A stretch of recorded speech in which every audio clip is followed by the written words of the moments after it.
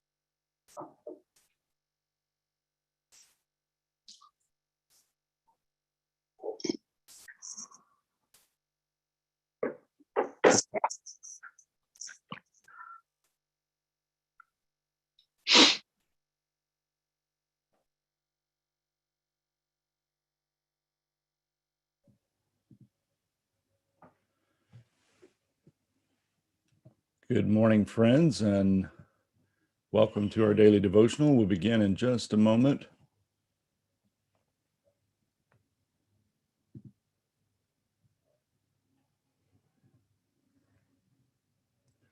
Good morning and welcome to the devotional for Pilgrim Congregational Church. I'm Patrick Horn. On this Wednesday morning, April 7th, 2021, we're very glad to have you join us. This week, we are looking at a rather long passage from John chapter 20, verses 19 through 31.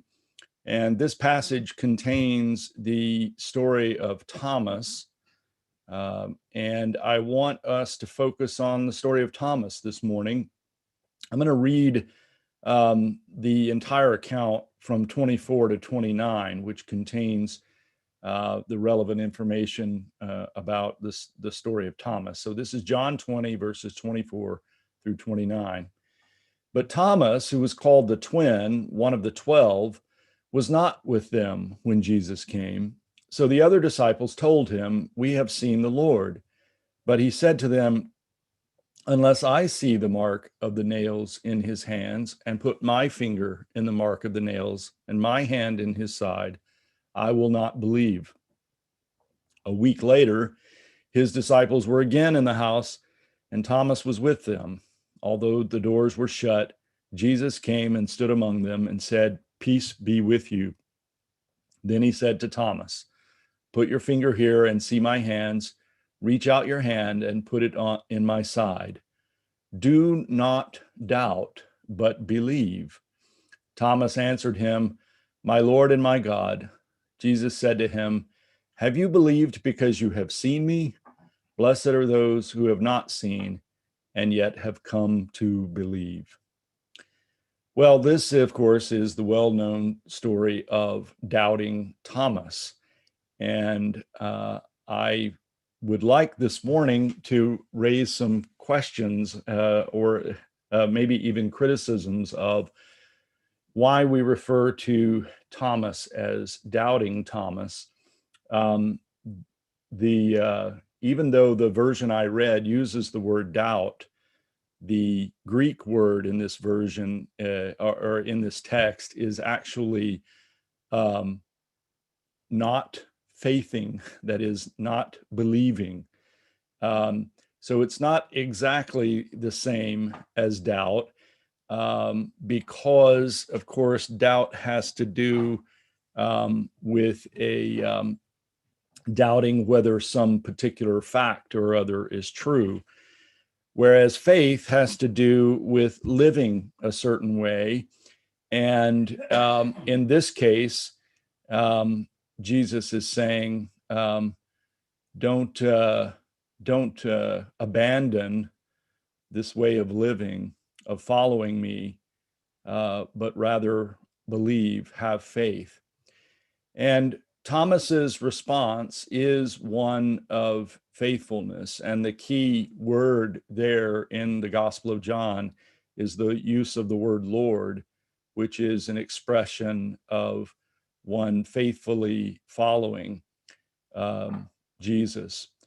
And then Jesus ends this exchange with the question, have you believed me because you have seen me?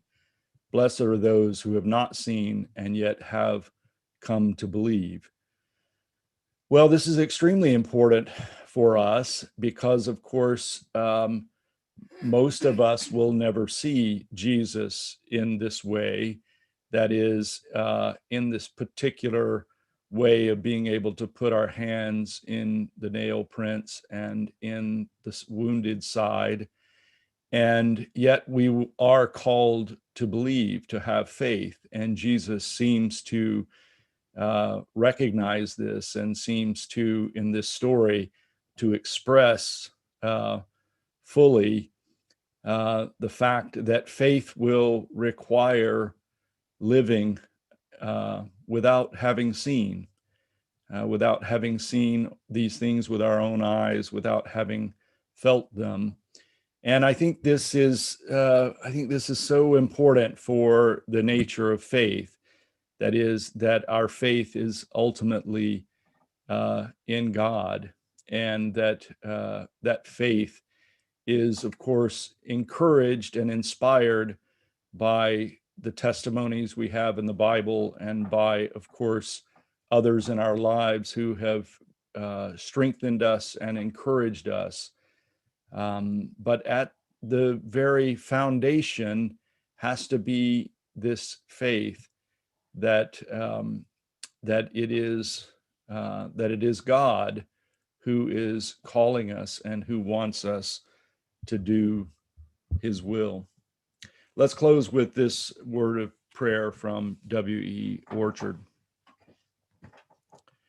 O God, who guides the mind of human beings, when we think our thoughts are all our own, and hold our hand even when we choose to walk alone, may we know that Thou have a purpose in our lives to do Thy will, and that Thou art leading us safely and surely home.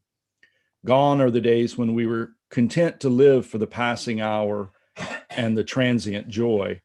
The swift passage of our lives has made us afraid. Darkness gathers round about us, and our gladness has departed. The habitations we have built do not make a home for our souls. A strange desolation has fallen upon us, and though our day is far spent, we have set out to seek the city that has foundations. We are wearied with the knowledge of which we were once so proud. We have forgotten what we set out to find. We know all things but the truth. We followed gleams of light, but they faded away, and all our hopes have failed. We guided our path by stars, but they sank below a horizon where we could not follow, and now our eyes wait for Thee, the only light of humanity. Though Thou leadest us only to a cattle shed, we will follow humbly. Though we find only a child lying in a manger, we will worship reverently. No pride shall blind our eyes, no fears shall turn us back, if Thou Thyself will lead us on. Amen. Thank you for joining me this morning from Pilgrim Congregational Church. I'm Patrick Horn, and I hope you have a great day. Goodbye.